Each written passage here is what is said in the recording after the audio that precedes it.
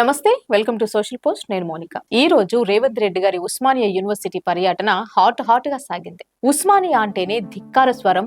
నాటి ఉమ్మడి పాలన నుండి నేటి రేవంత్ రెడ్డి గారి పాలన వరకు ప్రశ్నించడం పుట్టిందే ఆ గడ్డ మీద. అలాంటి గడ్డ మీద అధికారంలోకి వచ్చిన 20 నెలల తర్వాత మొదటిసారి సీఎం హోదాలో యూనివర్సిటీకి అడుగు పెట్టిన రేవంత్ రెడ్డి గారికి విద్యార్థుల నుండి గ్రాండ్ వెల్కమ్ అయితే రాలేదు. అడుగడుగునా పోలీస్ బ్యారికేడ్లు, ఇనుప కంచెలే సీఎం గారికి స్వాగతం పలికాయి. విద్యార్థి సంఘం నాయకులను ముందస్తు అరెస్టు చేసి వందల పోలీస్ పహార మధ్య ఓయూలోకి అడుగుపెట్టి హాస్టల్ భవనాన్ని రిబ్బన్ కట్ చేశారు రేవంత్ రెడ్డి గారు. నాడు ప్రతిపక్ష నేతగా వస్తే హక్కున చేర్చుకున్న వారే నేడు ఆయనను వ్యతిరేకిస్తున్నారు. మీడియా వారికి పాసులు మంజూరు చేసి కూడా కొంతమంది మీడియా వారిని ఠాగూర్ ఆడిటోరియంలోకి అనుమతించకపోవడం పట్ల వారు అసహనం వ్యక్తం చేస్తున్నారు. ఎన్సీసీ గేట్ నుండి ఓయూ పోలీస్ స్టేషన్ వరకు రోడ్డు బ్లాక్ అవ్వడం వల్ల సామాన్య జనం తీవ్ర ఇబ్బందులు పడుతున్నారు. గత బీఆర్ఎస్ ఇచ్చిన ఉద్యోగాలకు అపాయింట్మెంట్ ఇచ్చి తమ ఖాతాలో వేసుకున్నట్లే కేసీఆర్ కట్టించిన హాస్టల్ బిల్డింగ్ బూజు దులిపి తమ ఖాతాలో వేసుకున్నాడు తప్ప రేవంత్ రెడ్డి గారు ఏం చేశారని విద్యార్థి సంఘం నాయకులు ప్రశ్నిస్తున్నారు. సీఎం రేవంత్ రెడ్డి ఓయూ పర్యటనపై